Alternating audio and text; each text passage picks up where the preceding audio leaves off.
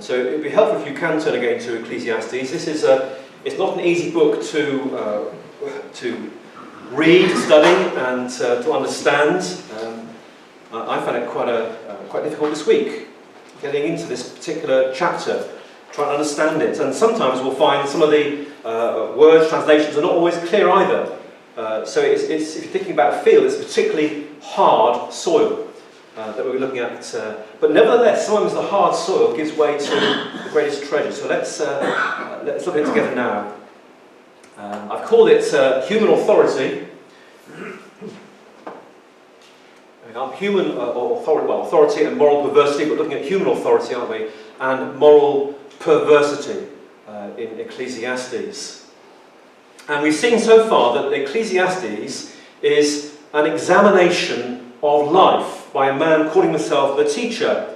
Earlier, he spoke of himself as being the son of David, the king of Jerusalem, which clearly refers to Solomon, given all the experiences we have been reading so far. But he assumes here the title of the teacher, like, for instance, in chapter 7 and verse 27. Look, says the teacher, this is what I have discovered. He is looking, excuse me, he's looking for meaning, and his digging tool is wisdom. And I mentioned, oh, excuse me. Okay, that's me, thank you. I mentioned last week the Aussie gold hunters. Do you remember them? If you've watched that, I've noticed actually on quite a few channels now. It's quite a popular programme. If you've got a Freeview, if you go through it, almost certainly each day you'll find a programme on the Aussie gold hunters who are prospecting for gold out in the outback in Australia. And you can see at their feet there some of the nuggets they have found, like those gold nuggets we had on the stage here earlier. There they are, parading the fruits of their labour. They've got their metal detectors there as well, and they often have diggers as well as picks and shovels, the whole job. Mostly they're disappointed because the nuggets they find, like those little nuggets here, they're nice, but they're actually not that great. Every now and again they hit upon a really big one, and they can go and put their feet up for a couple of years and live off the proceeds, maybe even 10 years. That one we saw last week, which was worth about $1/3 million. That was worth finding, wasn't it? But most of the time they're disappointed, frustrated, and weariness sets in. Some of them give up. And very much like here, Ecclesiastes, look back at chapter 7 and verse 23. All this I tested by wisdom, and I said, I am determined to be wise, but this was beyond me. Whatever wisdom may be, it is far off and most profound. It's really deep, I can't find it. Who can discover it? And the implication is there that it's beyond finding. Solomon, the wisest man the world had ever known, couldn't discover it. So how could anyone else? And yet he is still prospecting. In this book of Ecclesiastes, he hasn't stopped looking. It just seems to me he's given up on finding the big one. And now what we're looking at in Ecclesiastes, these middle chapters, is he's looking for these smaller nuggets, those gems of wisdom that will help him and us as well to navigate our way through this meaningless life, this desert, this dried earth, this spent compost with its stones in it. And really, he's gone into what we might call survival mode. He wants to avoid madness and folly. He says several times that I want to steer clear of madness and folly and to keep hold of wisdom and pursuing it, but I don't think I'm going to find anything in the end apart from these smaller nuggets. I remember when I was a teenager particularly, I was very fond of these board games. We used to play them from our school. We used to go and meet together in the evening and play Risk. And one of them was called the Game of Nations. Anyone ever played the Game of Nations? But I remember seeing on the front of it, it says, I've still got the game at home now, it says, skill and nerve are the principal requirements in this amoral and cynical game. That's what I was like at those days. In which there are neither winners nor losers, only survivors. Only survivors. The first objective of any player is to keep yourself in the game. It's a bit like Ecclesiastes here, I think. He's just saying, I've given up on looking for ultimate wisdom and the great prize, but I'm going to keep looking. I'm not going to be knocked out of the game. I'm not going to give way to madness and folly. So that, I think, is where we are at the beginning of chapter 8. We read the first verse last week, where again he commended wisdom. Wisdom brightens a man's face and changes its hard appearance. So it's worth having, he says. But who is like the wise man? Where is this man? Who knows the explanation of things? A bit like Paul when he says, where is the wise man? Where is the scholar? Where is the philosopher of this age? They're not to be found. At any rate, he comes now to verse 2. And we're going to be looking at how Solomon, how the teacher advises us to relate to authority, and particularly human authority. He says in verse 2, obey the king's command, I say, because you took an oath before God. Now, did you think back a month or so, and if you're reading about the coronation, which I think you can't have failed to have either read or seen something about that. So you know that there was a huge row over the coronation oath. Did you pick that up in all the media attention? The Archbishop of Canterbury read out an oath in that ceremony in Westminster Abbey. I swear that I will pay true allegiance to your majesty and to your heirs and successors according to the law. So help me God. And Justin Welby, the Archbishop of Canterbury, invited everyone in the Abbey, but also on TV screens, wherever they were in the country or at home, to join in an act of homage to the new king. And the idea was that the whole country could be involved in the service. That was his idea. He didn't want to upset anyone. But there was absolute outrage among many people. How dare you ask me to pay homage to the king that I have no time for at all? I can't respect him at all. I'm a Republican, whatever it may be. And so, under this tirade of hostile comments, the Archbishop of Canterbury changed the preamble, and it became instead, he invites all those who wish to offer their support to join him in this oath of allegiance. So the oath remained the same, but it was offered to only those people who wish to offer their support. If you don't want to, don't worry. It's not for you. I think it's fashionable today, isn't it, to cock a snook at authority. When Charles was Prince of Wales, he wasn't unused to the experience of having eggs or flour thrown at him from time to time. I think even now as king, has he had an experience of that already? I think somewhere. I think I saw an egg thrown at him. It's kind of bred in us as a nation over our history, of our traditions, that actually real authority does not lie in a king anymore. That ended with Charles I on the chopping block when his head was removed from his body. We are now a democracy. We weren't then exactly, but we're moving towards that. And we believe, and we are taught in all sorts of ways, that real authority lies in us, the people. We're the ones in charge. We don't like a government, or indeed a king, we can kick them out. That appeals to us, doesn't it? We're very attracted by that because it exalts us, the power of the individual. And that's something that in this country people are very keen on. It wouldn't be the case, of course, if we lived in North Korea, or China, or Saudi Arabia, or Russia, or many other states in the world today. But in this country, and in the West in general, we pride ourselves on our democracy, and the fact that no one can lord it over us. Now, Ecclesiastes doesn't pretend that the king, or indeed a prime minister, or a president, or a dictator, whoever it may be, any sort of ruler, is always good. Have a look at verse 9, which I think gives us a general tendency of power. Power corrupts, and all power corrupts absolutely, we're told. I think that was Macaulay or Trevelyan said that in the 19th century. But at any rate, Ecclesiastes says this: there is a time, second part of half of verse 9, there is a time when a man lords it over others to his own hurt. And have a look at the footnote there, verse 9, and it says there, or to their hurts. And as I've been looking at this week, most commentators think that that second option is the more likely one. In other words, there is a time when rulers lord it over people under their control. Think of David Brent, perhaps, even, in The Office, if you remember that series, when they lord it over those under them to their detriment, to the hurt of those people who are under that authority, whether it be a guy in the office like David Brent, or whether it be Vladimir Putin, or anywhere in between. That is, I think, what we're reading here is the general rule in authority. That is what happens. And Ecclesiastes isn't blind to that at all. Verse 6, second part of verse 6, it speaks about a man's misery weighing heavily upon him. I think he's speaking there about the experience of people under rulers.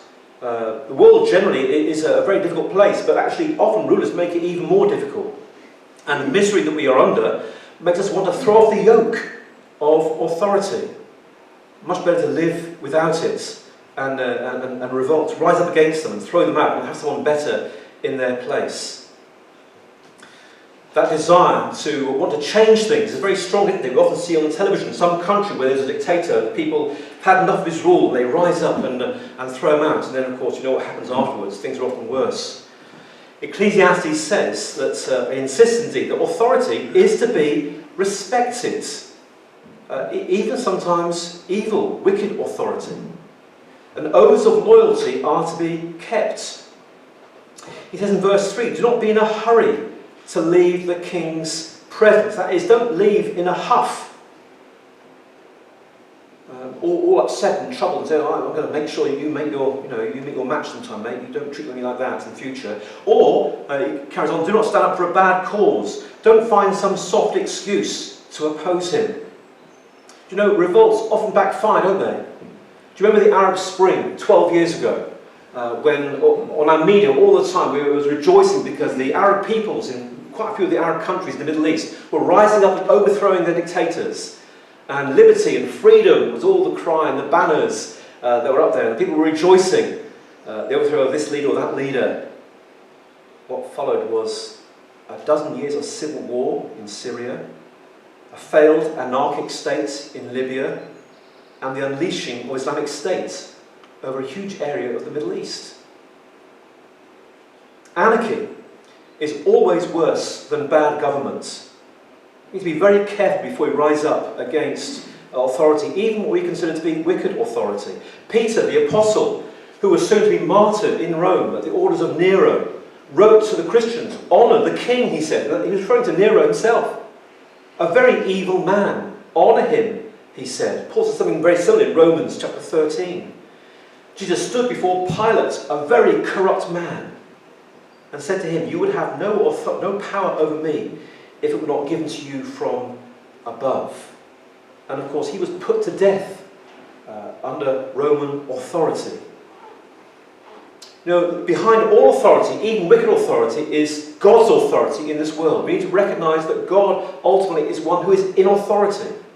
And he has allowed these people, for whatever reason, it's very mysterious at times, as we heard earlier in that last hymn. We can't always understand it, but we need to recognise that he has allowed it, and for a purpose. We know that his purpose in allowing Jesus to come before Pilate, and that cowardly ruler, was to have him executed. There was a purpose for that, which we couldn't see at the time, or they couldn't see at the time, certainly. We can see now. So think about that very carefully when we react to authority, whether it be indeed our Prime Minister, or whether it be our King, or indeed perhaps even at a lower level than that. Respect it. So Ecclesiastes counsels here obedience and patience in the face of often wicked authority. But that does not mean passivity or being a doormat. Look at verses 5 and 6. Whoever obeys his command will come to no harm, and the wise heart will know the proper time and procedure. For there is a proper time and procedure for every matter. Do you remember, maybe you're in your mind, you've harked back to chapter 3 of Ecclesiastes. There is a time for everything, for every matter under the sun. Here, there's an echo of that, isn't there, in these words in verses 5 and 6. There is a time for everything, and that includes a time to stand up to rulers. There was a time for Nathan to rebuke David, king of Israel. There was a time for Esther to enter the presence of Xerxes and plead the case of the Jews, even though it was completely against law at the time. She risked her own life by doing that. And as Xerxes extended the scepter to her of mercy. There was a time for Shadrach, Meshach and Abednego, as we heard 2 weeks ago, to refuse the command of Nebuchadnezzar to worship that golden image that he'd set up. There was a time for Peter and John to continue to preach in the name of Jesus Christ, even though they'd been told they should no longer preach in that name. We must obey God rather than men they said to the Sanhedrin, the wise heart, says Ecclesiastes, will know the proper time and procedure. There will be a time perhaps to act and a way to act as well. And the wise heart will know that occasion. Bear in mind also that rulers themselves are not all powerful, and that's why we have verses 7 and 8 here from Ecclesiastes. He wants to remind us that though they like to boast of their great pomp and power, they're not all powerful at all. Verse 7, since no man knows the future, who can tell him what is to come? The future is not under their control. I should think when Putin unleashed his war on the Ukraine, he had an idea it would be a few weeks before he entered Kiev. And of course, that has not turned out to be the case at all. Alexander the Great, age 32, had conquered in a few years the whole of the Middle East. And age 32, so young, suddenly he fell foul to a mysterious illness and died in Babylon before his 33rd birthday. He had no idea it was going to happen. He thought he had years ahead of him. We cannot control the future. Rulers can't either. Nor can we determine, or nor can we control the human spirit. So verse 8, no man has power over it says here the winds to contain it. Note again the footnote, it says, or over his spirit to retain it. And again, most commentators think this refers to the human spirit. Remember Jesus says, do not fear those who can actually destroy the body, but can't harm the soul. Fear him who can actually throw body and soul into hell. The human soul is like the inner spirit of man. The word wind here can mean either spirit or physical winds. So that is something that actually, again, no ruler can control that. He can imprison you, but he can't imprison your spirit. That is something they have no control over.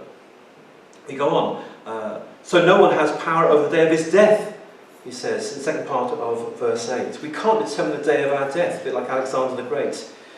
And then the second part of that verse, as no one is discharged in time of war, so wickedness will not release those who practice it. If a king or a ruler signs up to do evil, it'll be like conscription. There is no discharge until one day it will frog march him up to his grave. Bear in mind that God is the ultimate authority over these rulers. They have no control over the future, no control over the human spirits, no control over the day of their death. No control. They sign up for evil, then they're going to find themselves locked into that until the day it leads them down to the grave. So that is what Ecclesiastes has to say about us about how we relate to human authority.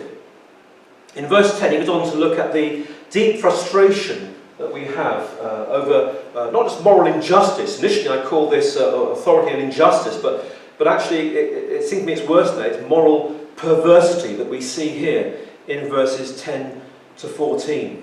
I think the discussion on authority of kings, etc., has led this man on to think about evil that is done with authority. He says in verse 10, then too I saw the wicked buried, those who used to come and go from the holy place and receive praise in the city where they did this. This too is meaningless. He's thinking here about leaders, people in authority, who abuse their power so often. And yet, these great high-ups, the great and goody, even in Jerusalem, regular worshippers at the temple, praised in the city, granted an honourable burial, and yet in reality they're wicked people. That is so perverse. Why is it that these people who behave such evil are rewarded in this way in society? It reminds me of those hypocrites that Jesus talked about in Matthew chapter 6, who parade their giving for all to see, who stand at street corners so that everyone can see them praying in their long flowing robes, who disfigure their faces when they're fasting to make everyone aware that they're fasting and to approve of their practice. John the Baptist says, you brood of vipers of these people. Jesus says, you whitewash tombs, you who are morally repellent to God, and yet you have all the praise of people in this world. What a perversity that is. Not just injustice, it's perverse. Verse 11, when the sentence for a crime is not quickly carried out, the hearts of the people are filled with schemes to do wrong. If justice is not seen to be done, People think they can get away with law-breaking, don't they? We've seen that in our own society. If justice, we often say, if justice delayed is justice denied. And people think, well, if they behave like that, why shouldn't I? If they can get away with that. You see someone speeding on a road and there's no speed camera and they got caught. Well, if he can do it, so can I. No one's going to hold me to account. Why shouldn't I? I go at 35 miles an hour, 40 miles an hour, if they can go at 45 and 50. I'm not as bad as they are. The same is true, isn't it, in the spiritual realm. People often ask, why doesn't God do something? Why doesn't he deal with Putin? Why doesn't he deal with the wicked people in this world? In Peter, the second letter of Peter, he says, people say, where is this coming he promised? Where is this great accounting? We're going to have to stand before him and give account for our actions. No, everything goes on as it always has done. We can get away with what we like. The only crime is getting caught. That's the only problem, they would say. Why doesn't God do something? In fact, the same happens in the church as well. Jesus told a parable about the shrewd manager. And this manager was, not shrewd manager, another manager, beg your pardon. A manager was given charge of the household of God's people. And it says there, this manager thought to himself, my master is taking a long time in coming back. And he began to beat his fellow men servants and maid servants, and to eat and to drink and to get drunk. He thought, it's okay, I'm not going to get caught. And he was in the church. That's what Jesus is talking about here. And we've seen in recent years, haven't we, a number of church leaders who have been brought to book because they have been abusing authority. They've lost their fear of God. Maybe in their minds they think, well, he's not coming yet at any rate, I can get away with it a little bit, and I'm not going to be held to account for it. So it happens in many places. We need to be very aware of this. That also is morally perverse, isn't it, when it happens among God's people. And in verse 14 it gets even worse. There is something else meaningless that occurs on earth. Righteous men who get what the wicked deserve, and wicked men who get what the righteous deserve. This too, I say, is meaningless. I get a sense here of Victor Meldrew coming over this man. And another thing, he says. If that wasn't bad enough, here's another thing. I don't believe it. It's not just unjust. It's not just, he says here, righteous men who get what the wicked deserve. It's the wicked who get what the righteous deserve. That is perverse, isn't it? It's not just unjust. It is so wrong on so many levels. The world, he says, seems to be indifferent to moral distinctions. It is deeply and utterly repellent and meaningless. It's pretty grim, isn't it? He says some relief from all this. What is his response to this? This is how he sees the world. How does he respond to such deep pessimism, even in himself, as he's searching in this desert, in this wilderness, in this field of stones and spent earth? Well, think back for a moment to chapters 1 and 2, how Ecclesiastes all began, if you remember that. Those first chapter and 3/4 or so, it was a secular view of the world. It wasn't perhaps as depressing as it has become here, but it was of a repetitive, meaningless world where the writer cannot find any meaning. And then suddenly, at the end of chapter 2, do you remember, God appears on the scene. And he speaks about God multiple times at the end of chapter 2. The same thing actually hears here, a little bit in miniature really. Most of verses 2 to 10 is a picture of the secular view of the world. And we see how desperate things really are out there. And then at the end, faith begins to emerge again. And God comes into the picture. And so I think the first response that the teacher has here to this depressing world is that actually the alternative has to be faith. Some of us find it very difficult when you meet atheists to believe that they really believe what they do believe, because it's such a bleak picture that they have. I remember Richard Dawkins saying something like, out there's nothing in the world, nothing but blind, pitiless indifference. If you're an atheist, that's what it offers to you, blind, pitiless indifference. And I think, well, who in their right minds would want that? But it's what he offers, quite openly, quite honestly. That's the world as it is, he says. And actually here, Ecclesiastes agrees with them. Yes, he says, and that's why faith has to be the answer. And so verse 12 and verse 13. Although a wicked man commits 100 crimes and still lives a long time, I know it will go better with God-fearing men who are reverent before God. Hold on to faith, he says, because it is really the only thing you have. It's the only refuge you have. The rock of refuge we sung about in that first hymn. Twice he mentions God in those verses 3 times in those verses 12 and 13. Like in chapter 2, when suddenly his references to God coming pouring out. And twice more he mentions him in verses 15 to 17. So 5 references to God at the conclusion here. He's saying, look, here is the one to trust in all this miserable world we live in, all this meaningless world. Keep holding on to faith. And notice verse 12 particularly, when he mentions this phrase, I know. Although a wicked man commits 100 crimes, still lives a long time, I know that it will go better with God-fearing men and women who are reverent before God. Usually he says, I saw. Look back, for instance, at verse 9. All this I saw. And he's a man who's observing life, and he's recording what he sees with his wisdom about life. But every now and again he says, no, I know this. This is not observation of life. This is similar to last week when we saw at the end of chapter 7. There is revelation here, isn't there? He doesn't know this from his observation at all. His observation suggests the world is meaningless.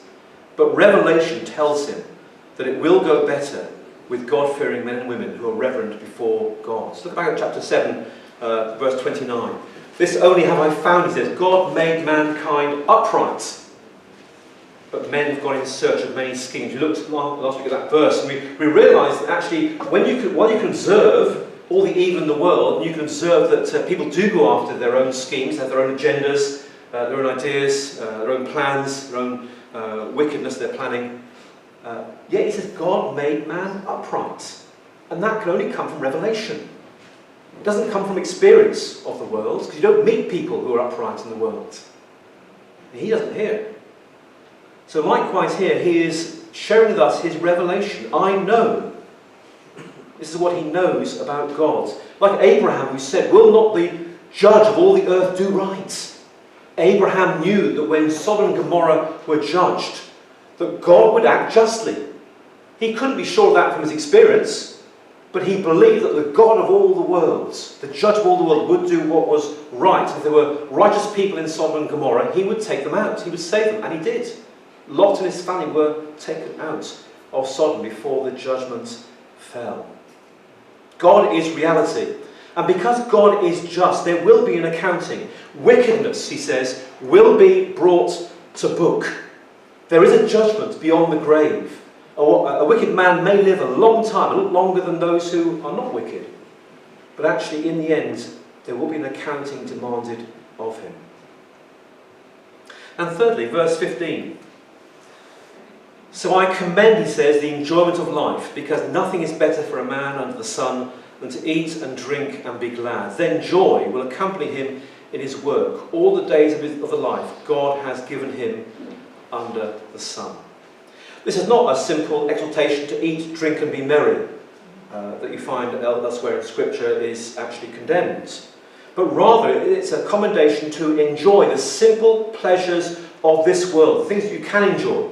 Yes, do enjoy your food, do enjoy your drink in moderation. But recognise they are a gift from God.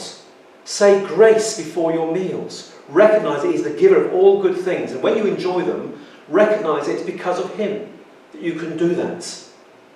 It's not an invitation here to have a stuck-up meal and get drunk every evening. But rather recognise there are some good things we can enjoy and give him the thanks for that. So, what does this mean for us this morning? I think as I'm studying this book of Ecclesiastes, the reason for studying it for all of us is to recognise the nature of this world. To recognise the nature of this world. You see, many people in this world think along these lines. The world is your oyster. The sky is the limit. Go out and enjoy yourself, make the best of your abilities, and may you go ahead and have a great career, whatever it may be, and make your fame known as widely as it can possibly be known. People expect so much of this life. I used to work in independent schools, and there you meet parents who are so anxious for their little son or daughter to go to the highest level possible, to meet the best friends, to go to the best university, get the best qualifications, and milk this world for all it's worth. And that is the attitude of many people in this world, perhaps even the majority. Perhaps the most hope less than that. We just hope this world will treat us fairly. People sometimes say to me, how's life treating you? What do you say to that? How's life treating you? Well, actually, life is and it doesn't treat you well at all. But the answer is, well, they hope you're going to say something like, oh, it's okay, it's quite good this week, I'm not getting on too badly, I've got, I don't know, my premium bonds came up or whatever it may be. But that isn't reality. The Bible opens the picture here to us of a grim place. This world is a place under a curse. Jesus said, in this world you will have trouble. It's a promise he gave us. Don't expect the world to be your oyster. In this world you will have trouble, he says. On another occasion he says, don't worry about tomorrow, because each day has enough trouble of its own to worry about. That's true, isn't it? And we know people in our own community, in its own church community, who have been dealt very, very bitter blows over these last few weeks. And the danger is, if we have this high view of the world, we can so easily, over the course of our lives, become deeply disillusioned and cynical and bitter as well, because life lets us down badly. There's a family I'm praying for at the moment. I've prayed for them for a couple of years now. They're not known to anyone here, but their family's going through a terrible ordeal. The prayer I've been asked to pray for them is that the children, the 4 children, that God will guard their hearts from becoming deeply embittered and cynical at a young age because of what's happened to them. And do you know what? Jesus says in the last days there will be an increase in wickedness. Whatever Ecclesiastes says here about the world, Jesus said it's going to get worse at the end. Now, I don't know if we are in the end times. I know there's the last days, which covers the whole period from the resurrection, the giving of the Spirit, to the time when Jesus comes again. But Jesus says at the end of that time there will be an increase in wickedness, and the love of most will grow cold. Why would it grow cold? Because they can't believe that the world is so wicked. It's so an awful place, and they will lose their faith.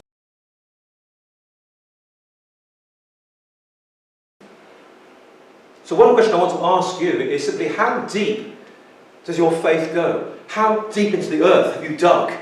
Have you found that treasure? And it's something you're going to hold on to with all your dear life because it's worth everything to you. And you won't let go of it. You'll sell all you have. That picture that Jesus gives, that treasure in the field, is actually about someone who says, this is worth everything, even my own life. And the early Christians did that. They sacrificed their own lives. It was worth everything to them to get hold of that treasure. Is that the case for you? When wickedness does increase, worse than it is pictured here, will your love grow cold?